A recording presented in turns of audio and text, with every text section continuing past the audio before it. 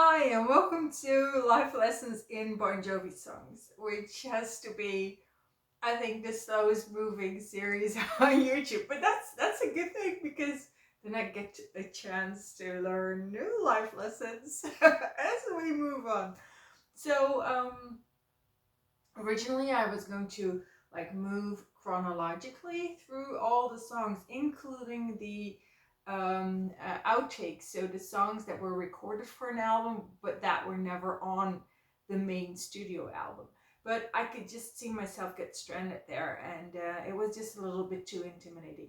So I decided to stick to the studio albums, and that means that after finishing the Fahrenheit album, we're now at the 1986 Slippery When Wet album, which was their big breakthrough. So I have a copy of the CD here.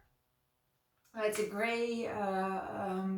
It's a gray cover with it's a plastic bag where John Bon Jovi wrote the words "slippery when wet," or they first they sprayed it wet, then he wrote "slippery when wet" with his fingers, and that was the cover. That was the photo that they put on the cover. There's also it was a last minute kind of like a brainwave, like, okay, let's go with this, because the cover had been turned down.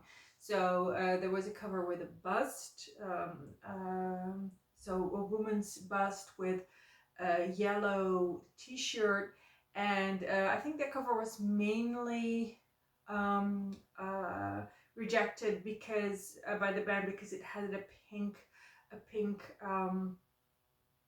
uh, uh, edge to the album. So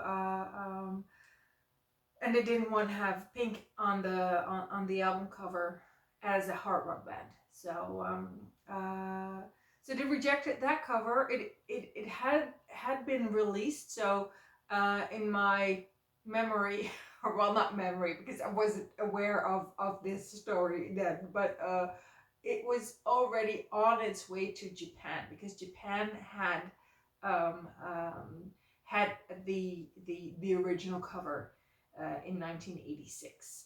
Um, so I could just see that boat with all the all the original albums, just like setting sail to Japan, and that it was too late to call that back.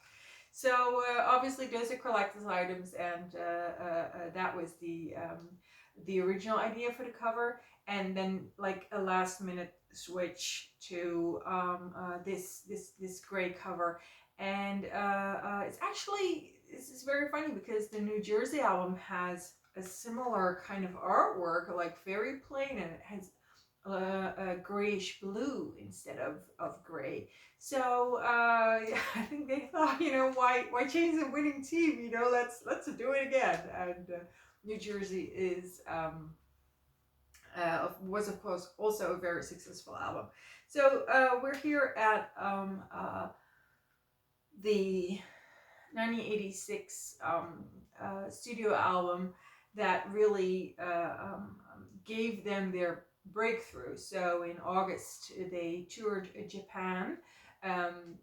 It was August 1986, and it was really like the album was what was at the verge of being released in Japan. They didn't even know what the title was going to be. If you listen to shows from August 1986, which like that month and that tour in Japan is like, even for Bon Jovi themselves, it was such a memorable time, because they just really, it was basically like they went in as kind of like moderately successful rock stars, but really in need of a very big break, and they came out, having "You Give Love a Bad Name" at the top of the charts. So it was really like they broke through as they were on in Japan on tour. So yeah, so sometimes you will see or John Bon Jovi has done it in the past, that he, like, you know, posts a photo of August 1986 touring Japan, like, oh, you know, that was, you know, on the cusp of fame, on the cusp of like becoming world famous. Um, so this was the album that really did it for them, and their first single was "You Give Love a Bad Name," and that really was the hit single that brought Bon Jovi in the charts worldwide. And the second single was "Livin On A Prayer." So before the year ended, they had like two songs in in the charts. It was like, you know, it was the first single was released in August, followed within a few weeks by the album, or maybe the single was released in July. I don't really recall. And then in November, and late November, "Living on a Prayer" was released. And so before, because it was like really this two puncher of first "You Give Love a Bad Name," then "Living on a Prayer," it was like before the end of the year, it was like you just couldn't imagine the world without Bon Jovi. It was so incredibly big. And then they had like in March, April 1987, they had "Wanted Dead or Alive" coming out. So now they had like three really huge singles. And uh, so obviously this album was popular just to get your hands on those three songs. It was, as a collection of hits, it would already have been enough, you know. But it was especially the first song on this album, in my opinion. It was this first song that really galvanized it all together. You can't say that it was a theme album, but because of the first song on really kind of like "Let It Rock," that's, you know, the title of the video. That first song really pushing it over the edge of this stadium rock. Um, that really kind of like it just um, um, made it bigger. It made whatever came after bigger. It was as if Let It Rock just really pushed like the or it created a space. It created like an arena in your mind where then, you know, the other nine songs could drop. It was, if you have vinyls, then you have, you know, an A side and a B side, and "Let It Rock" was a classic stadium rock, but also the opener for side B, "Raise Your Hands," was also stadium rock. So they really made sure that the first song on every side was kind of like that live experience, kind of like an anticipation of seeing the band live. So they repeated that again with the New Jersey album. So the first song there, "Lay Your Hands on Me," it also has that really stadium quality, that live quality, that you know, really great song to open the show with quality. So "Let It Rock," although it was not released as a single, it was what made the album stand out. It was what made the album more of an experience and not just a collection of hits. So it was very profound in that way, and very significant. And "Let It Rock" opened with a composition from David Bryan, the keyboard player, and it is a keyboard a piece on keyboard. It is, I think, 57 seconds. Um, and these 57 seconds of David Bryan opening the record with a keyboard composition. That was really well. First of all, it was like a legendary opening for the album, but secondly, it was taken from these 57 seconds to being a song on stage that could last for minutes, with just listening to David Bryan, and then they would either play Let It Rock.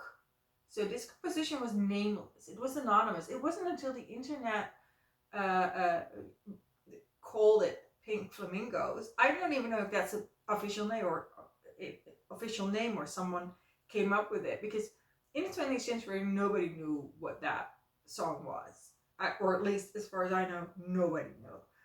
And so this song, Pink Flamingos, took on a life of its own when it was played live. And in the later shows of the Slippery When Wet tour, they played Let It Rock together with that, solo from David Bryan. But especially in the early Slippery When Wet tour, so, in Japan and in Europe, from 1987 and 1988. No, that's not so. 1986 and 1987. Oh, got my years mixed up there. They took this Pink Flamingo thing, this David Bryan composition from Let It Rock, and they matched it with Raise Your Hands from Side B. I mean, I can just imagine that you're in the audience and you hear, David Bryan really bringing Pink Flamingos, and you're like, yeah, we're going for Let It Rock, and then raise your hands, and yeah. So it was a little bit weird, but it did work. And they usually opened with that, so Pink Flamingos, then Raise Your Hands, and then the Let It Rock, the song itself, was played later on in the show, but it was a little bit, odd. So I think that Let It Rock has it's really a very special Bon Jovi song, because it is the only time where they really kind of like blow up that arena effect to this size. So it's definitely it's one of my favorite songs, and I even wrote a blog post about what the song means for me. In the description box, I will give you the link, because I give it credit for a lot. I credit it for a lot. So if you're interested in that, you can read that. The full blog post, what I call the pre-work for videos like this, where I investigate, like, okay, what is this piece. So that's in the description box. And I also bought a book about the creation of the album Slippery When Wet, and this book is also called Let It Rock. So that's that's funny. I didn't have this book when I wrote the blog post. It came in after, and it actually gives a song by song review, and about Let It Rock, it says, let's see, yeah, well, it says a lot, but is it smooth melody, well-crafted guitars, dulcet vocals. I don't I don't know that word. Dulcet. I have no idea what this means, but I agree. And some indelible lyrics. Oh, I really have to up my knowledge of the English language here. Let It Rock is the perfect introduction to 80s Bon Jovi. Well, that we can all agree on. That is kind of like clear cut. There's definitely a hint of Def Leppard here, circa Pyromania, but it makes the track all the stronger for it. This opening is a statement of intent. This baby is gonna rock your socks off. So, a reference to the rest of the album that is going to rock your socks off, and it most definitely will. So, see you next time. And I think it's You Give Love a Bad Name? Yeah, You Give Love a Bad Name is the second track of this album. And that will be the next life lessons in Bon Jovi songs. And I just realized that I forgot the life lessons. Like, what's the life lessons? The life lesson is in the blog post. So we have a... So this was just about the story. The life lesson is my personal story that's in the blog post. Okay, see you next time. Bye.